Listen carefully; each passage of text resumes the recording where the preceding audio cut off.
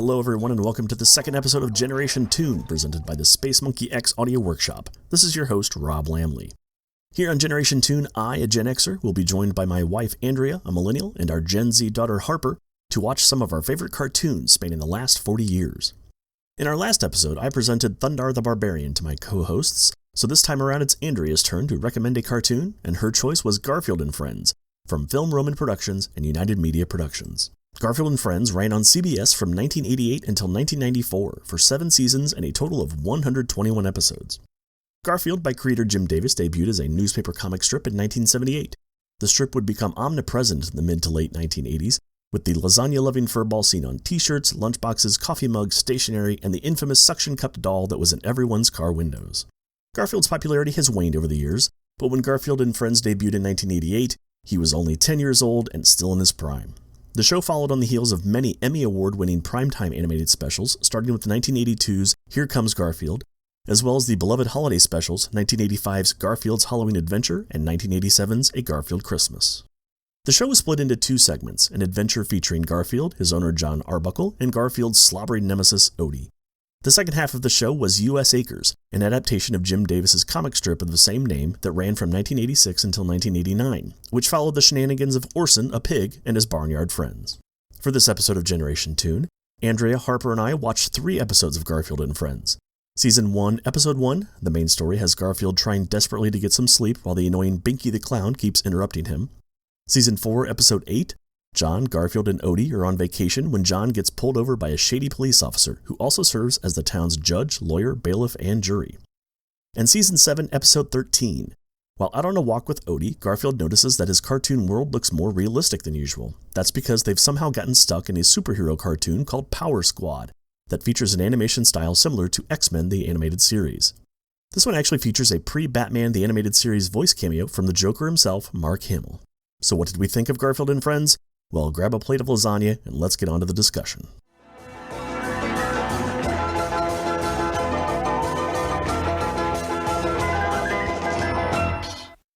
Well, this is our second episode, and this time it was Andrea's choice, the Millennial.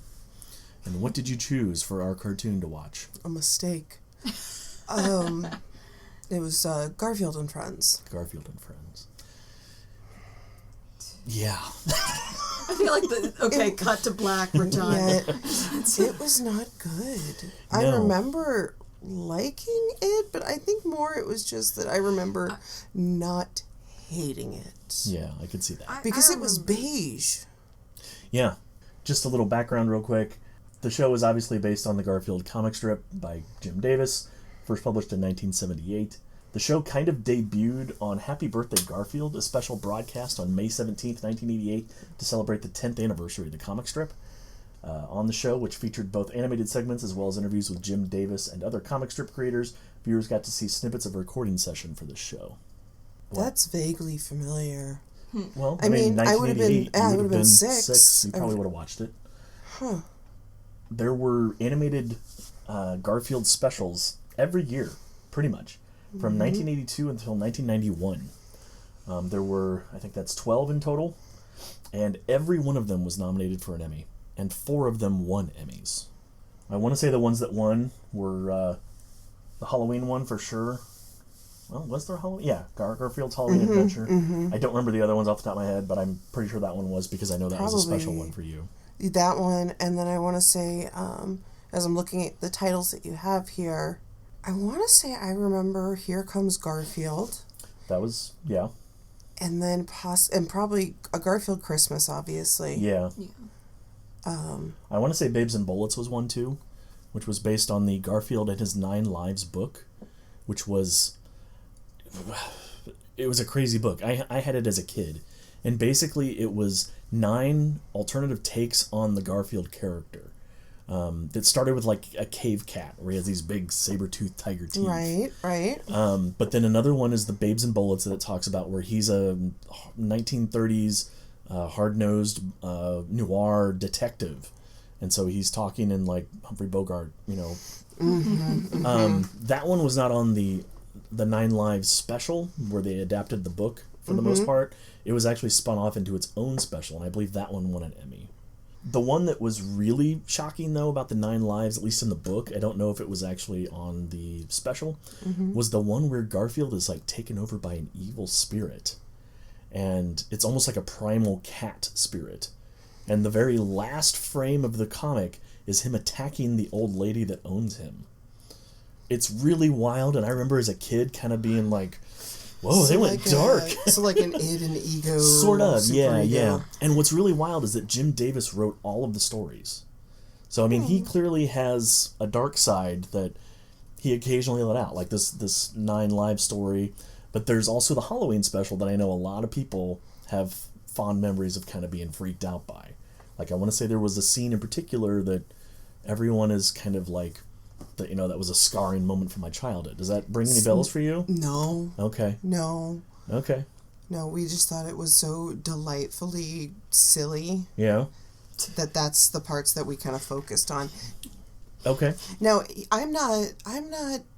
I'm fully willing to admit that there is a chance that maybe I'm thinking of some, like, Garfield short is what I remembered fondly that was about Halloween or something like that.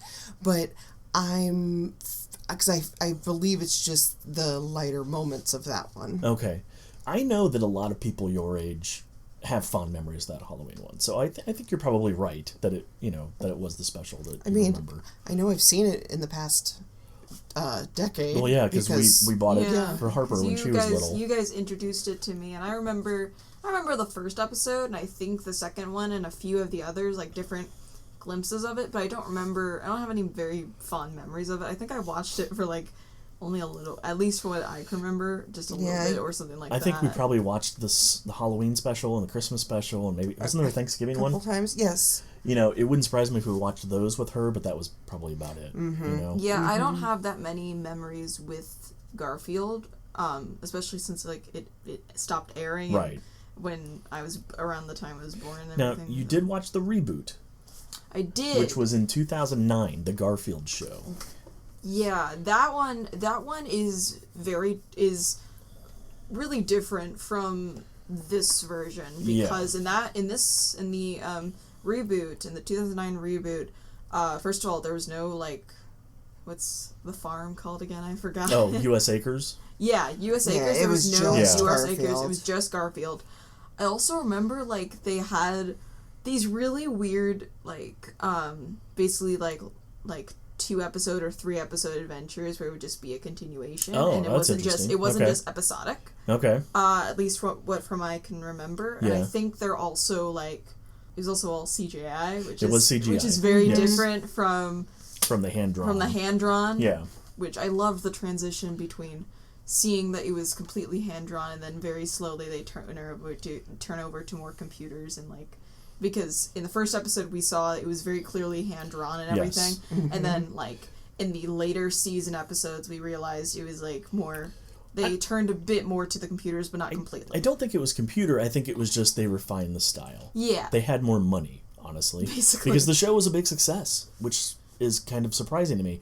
The show ran for 7 seasons, and I think it was 121 episodes. Mm-hmm. I had no idea it went on that long. That's insane to me. But I think basically what happened is that as the show was maintaining its popularity, it got a little bit more money to be able to handle things like background art. Yeah. That was the big thing I noticed. In the first episode that we watched, the pilot, the backgrounds were very vague. They were almost watercolor you know? Well, and because that's what I remember about the specials too, is that's the look of the specials. Yeah. Is like that.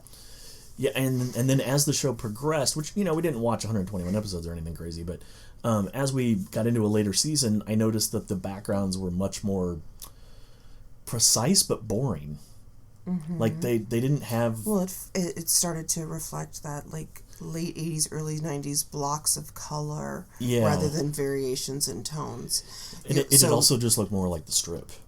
Yeah. You know? And also this was just a little thing that I noticed was that it was like that they would only create like one background for the entire like short, almost for especially for the USA Acres. That was the main thing that I noticed was that it was always the background of the barn, even though they were right next to the barn. Yeah, that's not unusual. That's not unusual, and I understand. It's a way to save money. I understand why they were low budget, but it was just something that I noticed. Like they just animated a full adventure with Garfield, and now they're just using the same background for this big farm. Yeah, I just thought it was kind of like interesting to see, and just like obvious that shortcuts.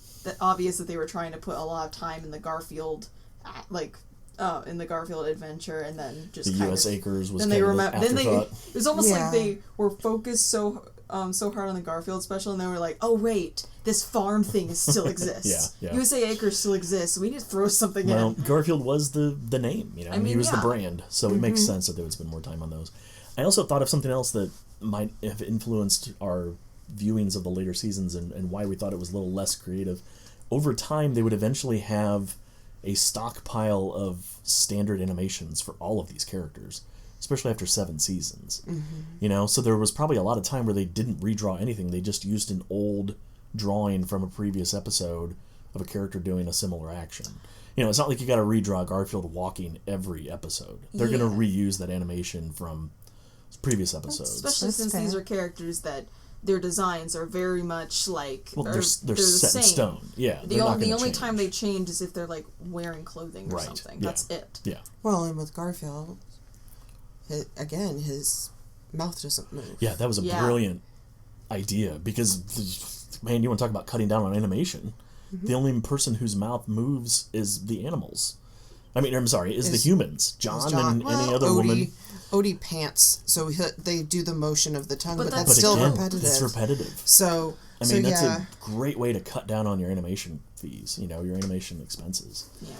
But I also found out that on the one you watched, the 2009 version, the CGI one, this is interesting because in the old show, we just saw in the episode we watched, Garfield is trying to talk to John, but John doesn't understand him because he's not talking. But in your show, they actually have conversations. Garfield is talking just like a normal person, and John is talking back to him. You know why? Because I swear, probably whoever was involved in the writing of that show also liked Garfield without Garfield, because it makes it more interesting if John's having a conversation with nothing. I still I remember watching that in the review. I'm just like, wait a minute,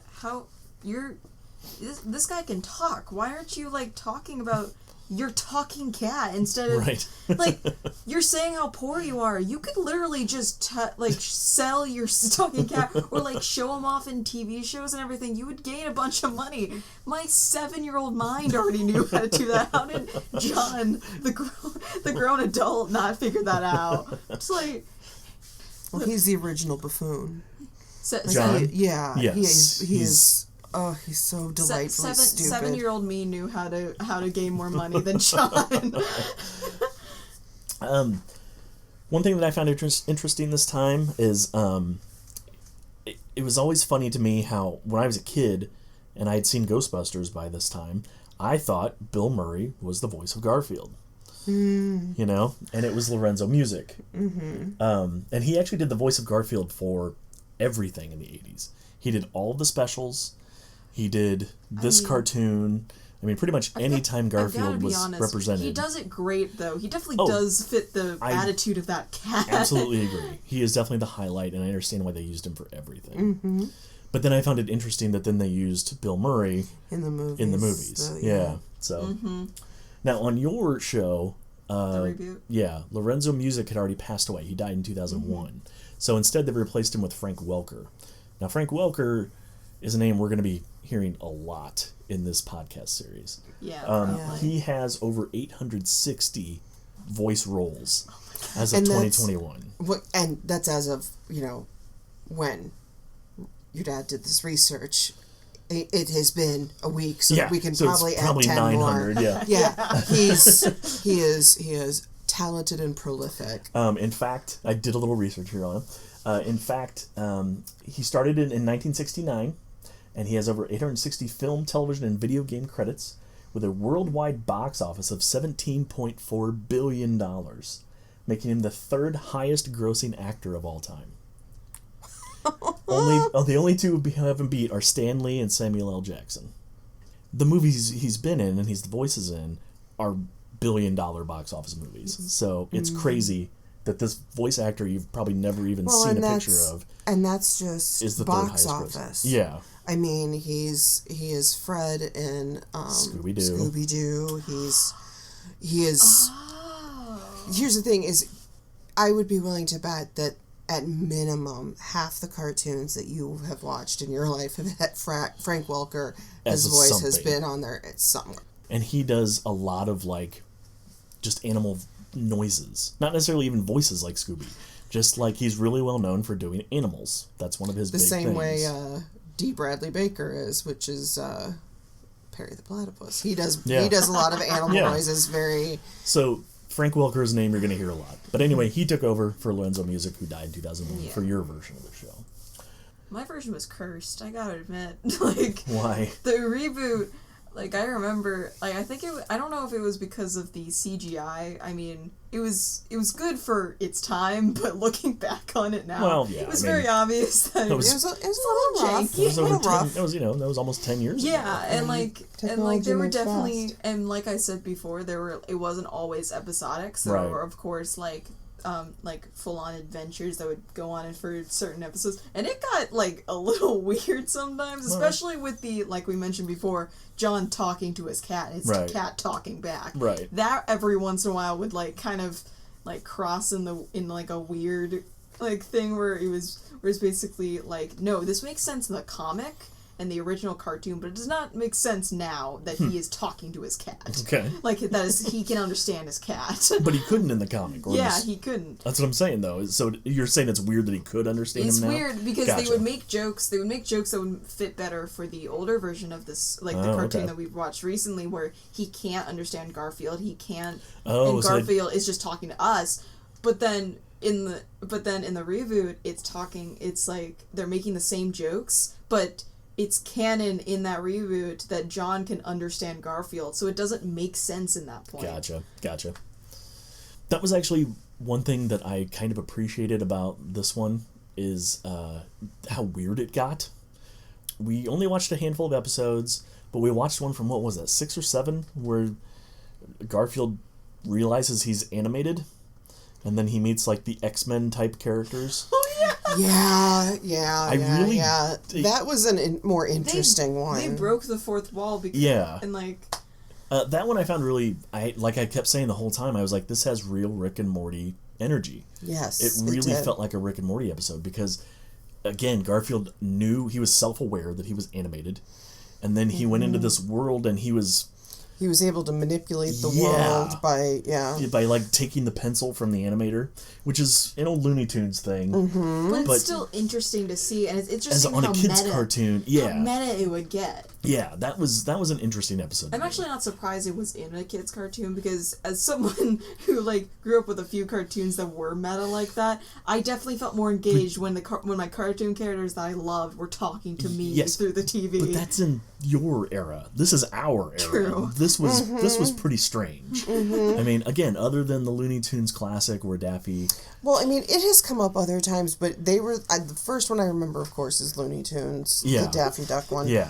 But it has. Mom, the weird orange cat's talking to me. Yeah. But that's the thing is and it would come up a little bit more and more in different places because I remember that would always end up being one of my favorite episodes of whatever I was watching. Really? Yeah, because I liked that aspect. Yeah. Hey, let's acknowledge that it's a cartoon and we can completely manipulate this world. Kids love it hearing that their favorite cartoons are talking to them and acknowledging them. I mean, it definitely makes from my experience, it makes us feel more engaged in the thing that we're it feels like we're part of it and everything. Yeah, they are literally talking to you. Yeah.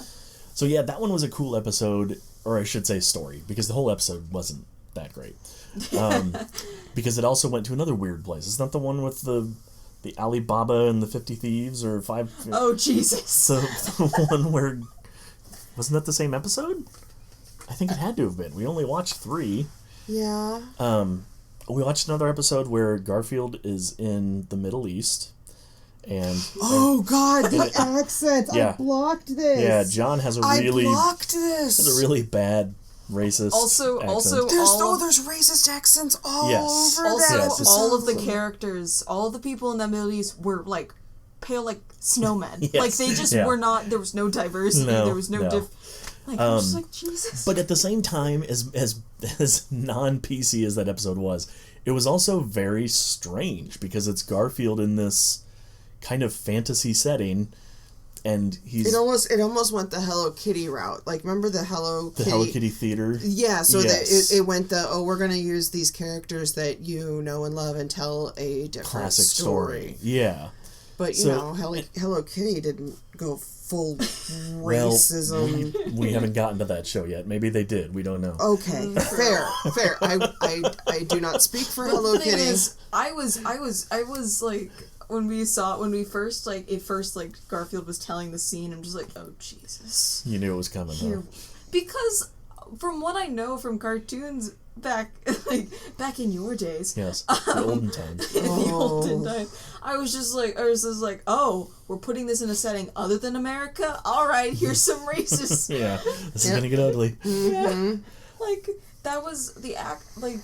Oh, yeah, it was bad. I wonder if they, like, asked the one Middle Eastern person on the crew, There or probably if there wasn't a Middle Eastern person. There probably wasn't, actually. Now that I'm saying it, there probably wasn't. They were just like, people like this, right? No, they didn't care. But I also feel like by the end there, I think, again, without having watched every episode, I kind of wonder if they were finally letting down their hair a little bit and trying to be a little bit more experimental. Because the other episodes we watched, like you said, they were beige. They were boring. It was not a good show. It had a standard, 80s, 90s sitcom rhythm to it. And it was just, I don't know. Maybe I'm just spoiled by the later cartoons of my youth where we get into Animaniacs and Tiny Toons and self-aware. Yeah. Because that's the thing, is it was almost missing that step. Like, if it took another step into the weird... and that's why I'm wondering... It would have probably been better, but I wonder didn't. if that last season, if we'd watched more of those episodes, if we would have found that. Maybe. If they were able to kind of go crazy by the end there. But, man, we watched the pilot, and it was neat just because of the art direction style of it. And I remember the pilot. That is one that I remember. I remember... Binky the Clown. Sorry, Krusty Simpsons. Wrong clown. Binky the Clown. I remember that white and blue polka dot watercolor wallpaper that Garfield's in front of. Yeah. Like, they lifted a lot of the stuff, I think, from the specials. So I think that's why I remember that so much. But even then, the setup and the payoff and everything was very sitcom-y, very comic strippy. It felt like they were just being pulled straight from the comic to me. That's true. Like they could have been just animated versions of the strip. Which, here's the thing, is I think that if that was the gimmick, stick with it and do a series of 2-3 shorts. Don't draw it out to your full 10 minutes, but do shorter ones and just do more of them. Maybe. They basically just kind of were like, all right, we already got a comic. How about we just pull it from this? Kids won't notice or something. Mm-hmm. I feel like most animators and people who make kids cartoons and stuff are basically like, if it's moving, if it's a cartoon like cat or something, or it's something that something like cartoony and it's moving, kids will like it. That's not always the case. I mean, but at the time, it might have been enough. True. Mm-hmm.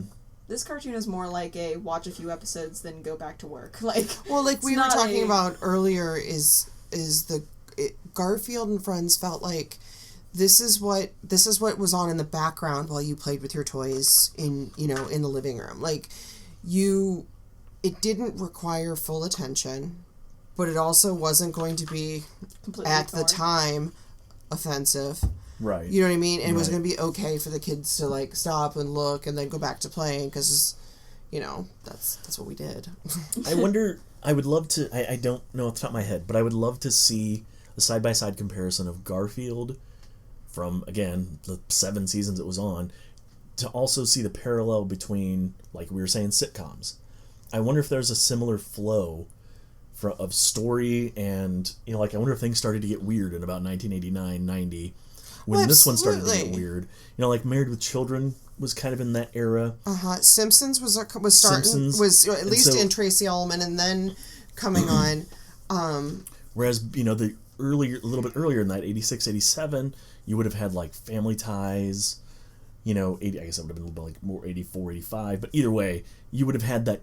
I wonder if there's a similar progression as far as bland storytelling in that time period, and then things got interesting once again. Fox kind of came onto the scene with The Simpsons and things like Married with Children and Get a Life and Gary Shandling Show. Where things started to get a little bit more out there, self-aware. Well, I guess. Yeah, self-aware, a little more out there with things.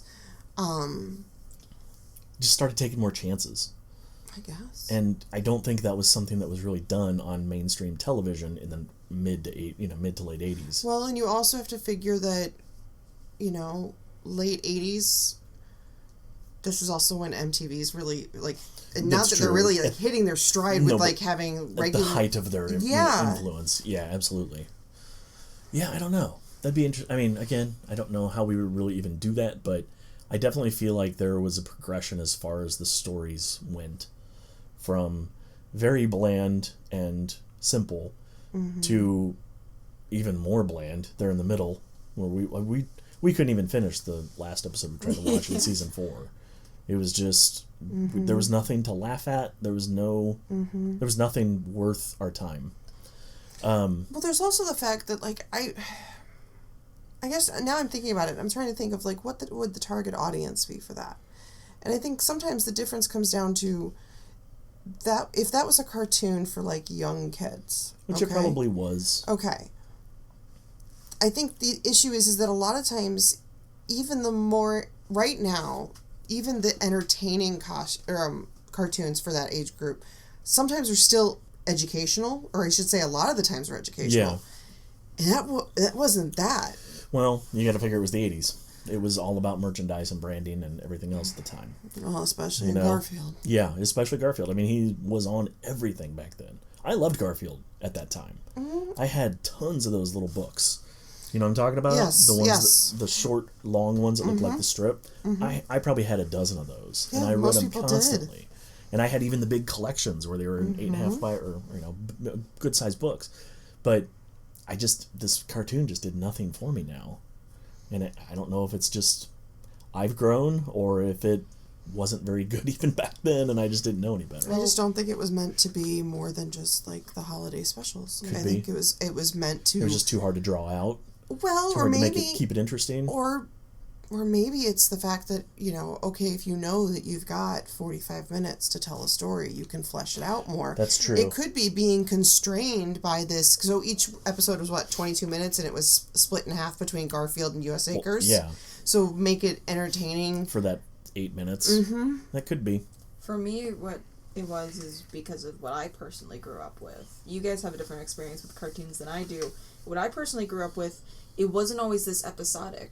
There were, of course, episodic episodes, and there were just filler episodes for, but for most of the cartoons I watched, they were more story-lined and more plot-lined, and they didn't have sure there were wacky adventures, but they made it still part of the story, and they made it still have parts of the story in it, even if it might not have dealt with many of the main many of the important characters of the story, other than the main character, and but it was still plot lined, and Garfield is more episodic, and it's more of just here's a random adventure that we think it would be funny if Garfield was put in. See, it feels more like the comic strip to me in that way. Yeah. It feels like it's a one-off joke, but they have to extend it, and it doesn't always work.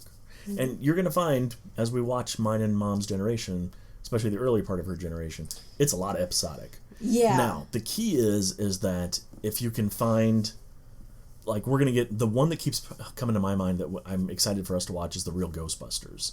Because that show, episodic, there were a handful that were, two-parters. For the most part, it's one-and-done episodes.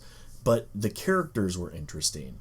And the monsters they had to fight were cool. And it actually spurred something. Here, it's literally the same Garfield, Odie, John. Garfield, Odie, John, Binky. Garfield, Odie, John. I mean, there's nothing to it. It's just it's just a formula. Although I like episodic stuff, it's better when it's like a completely or almost completely new adventure. Because let's say the characters go on a cruise or something, like they have some sort of wacky adventure away from home, then they're back home after the wacky adventure and a new problem arises, and it's better. I feel like it would be better for an episodic series if it's like different locations or somewhat different locations and problems with those locations. And I think that's where... And I feel like that's where, Garfield... There's nothing there. Because it was always... John's house. It was always at John's house.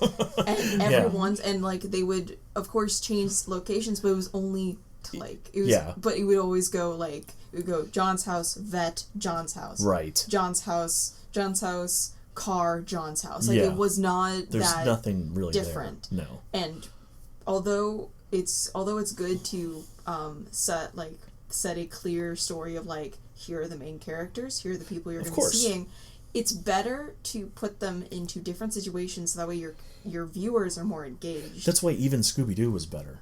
Yeah. It's not like they were going back to the same haunted amusement park every week. It was always somewhere different. Whereas this one, it was just the same old. And it was only... And the only time it ever changed location, Garfield, Odie, and John weren't even there. It was U.S. Acres. Right. That was the only time in and even then it was just on a farm for the most part. Yeah. No, they were in a car, I'll have you know. They were in a car driving to where? Yeah, it was just on vacation. It was weird. So, I mean, I guess, long story short, it wasn't our thing. Andrea, I have a feeling this is not one you will be revisiting. No. I don't think I care to really watch any more of it either. I would like to watch some of the specials. And we've talked about maybe doing a Halloween special episode of this podcast that we would watch holiday specials. Mm-hmm. So maybe we would do the Halloween one just to see why it is so much better and why you have so in your mind. Why you have so... such better memories of it and why it maybe stood out more than the run-of-the-mill cartoon. Mm-hmm. So I think that would be interesting to do. I feel like the specials, the reason why they stuck out for so many people is because they were specials. They were things that... That's entirely possible. They were, It was an event. It was an event. Yeah, it really was. And while there's this entire bland show where, we just mentioned, it's just at John's house, or it's just at the U.S. Acres. Well, now, these characters, sure, it might still be at John's house, but it's, in a different event setting. It's more... It's has a lot more possibilities. I was gonna say, it's got a focal point. It's Thanksgiving, or it's Halloween, or it's Christmas, and so you kind of Halloween. You can be in that playground. Yes. It's John's house. It's Halloween. You might expect something creepy to happen, but because there's so many different ways of being creepy, and there's so many different different types of horror movies that they could play off, or different types of scary villains, or different types of fears that people have. There was different possibilities at John's house, and what you can do in that Halloween special. Yes. Well, at a normal episode, if it's just a guy and his cat and dog, there's not unless something specific happens at the beginning of the episode, you don't have much to go off of. You just think it's going to be a normal These episodes were literally one note. There would be one funny thing that was the point of the series. The first one, Binky the Clown keeps trying to get in the house. That's the joke. Yep. And they stretched it out for 15 minutes. Yep. And there's just not much there that you can do. In the episode we just watched, it was just John got a parking ticket and speeding ticket, but yes. Speeding ticket, but it was still that was the main thing. The joke was John's not going to pay the ticket, and the cop is going to make him pay the ticket. Yeah. And it's okay, but... And then we find out the guy's not even a cop. So then it opens a whole other box of questions. How did he have an empty courthouse? How did he have a police motorcycle? Here's the one I want to watch. Now, did he murder everybody in the town? How is he the same size as all of their clothes? Right. I mean, This is what I want to watch now. I want to watch the. And he looked like he was drawn after Steve Buscemi. Maybe he was. Mm-hmm. But yeah, it was just Like, it basically just had one full joke, but they tried to stretch it out as so long. And it never goes over well. It's almost like explaining a joke to someone. When That's you stretch true. it out enough, it's not gonna funny hit anymore. the landing. That's absolutely true. So anyway, kind of wrap things up here. The show ended in 1994, but it was voluntarily canceled. Basically, CBS was looking to cut costs. The show's ratings were actually still really good, according to everything I can find online. But the producers CBS said, "Look, we'll give you another season, but we're going to cut your budget." Because after 7 seasons, I'm sure Lorenzo Music was getting paid pretty handsomely.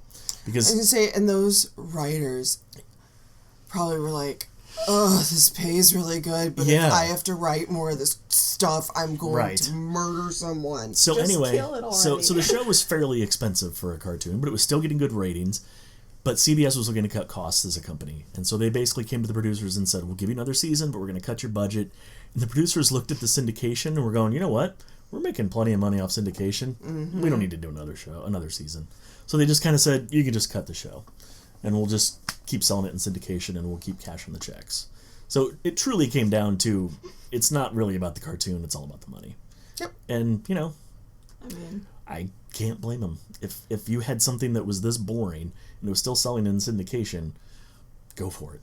Cash the check. also, I feel like it's because Garfield was such a beloved character that people felt like, oh, it's Garfield. He's got his own show. Let's be happy for it. And seriously, he it's was kind a of the huge illusion thing. of he's a beloved cartoon character. So this Why must be wouldn't funny. we love this? Right. Yeah, that's entirely possible. And if you cut and like if Garfield was just a new cartoon character introduced through the cartoon, I don't think it would have been that popular, because it was a popular comic strip at the time. Oh yeah. And it was well known. I feel like that's why people were like, well, it's Garfield. He's a beloved character. I love the comics. Then this must be great Then too. I should love the show.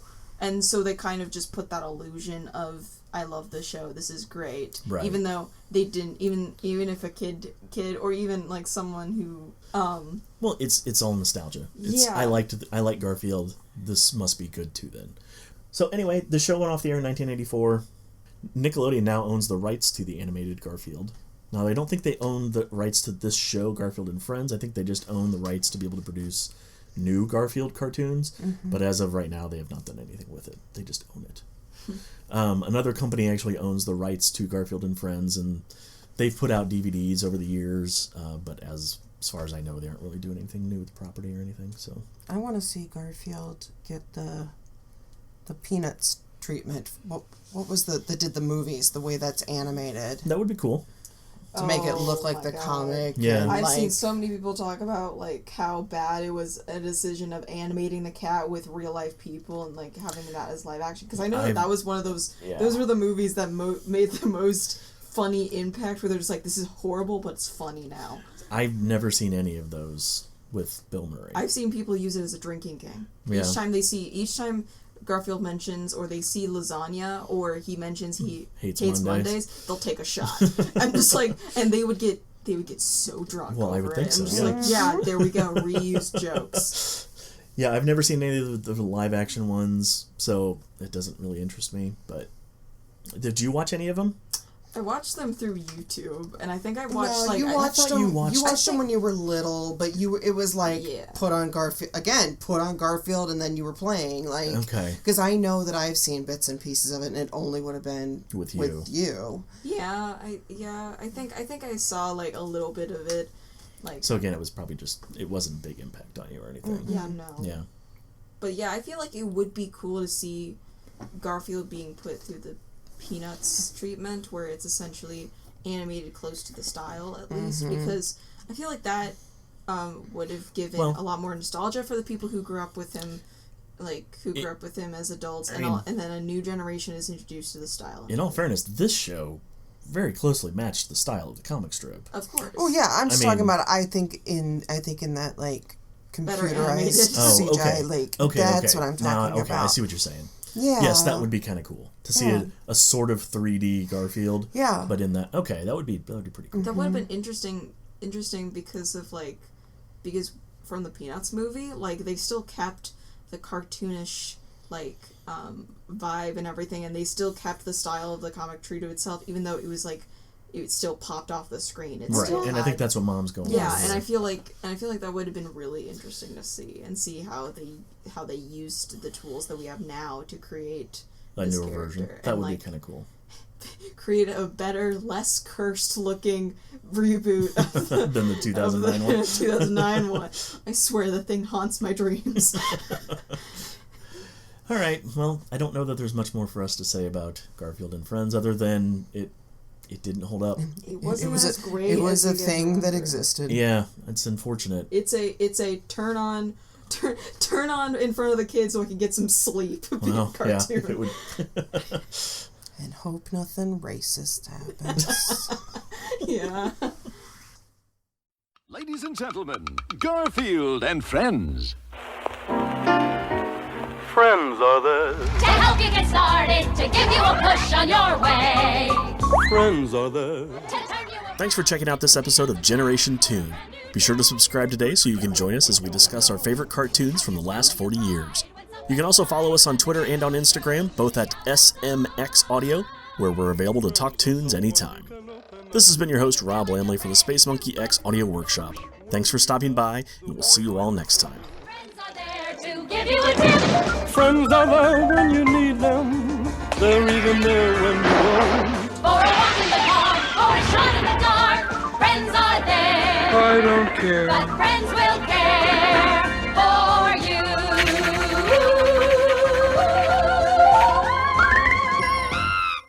We've got to stop that chicken from writing on my logo every week.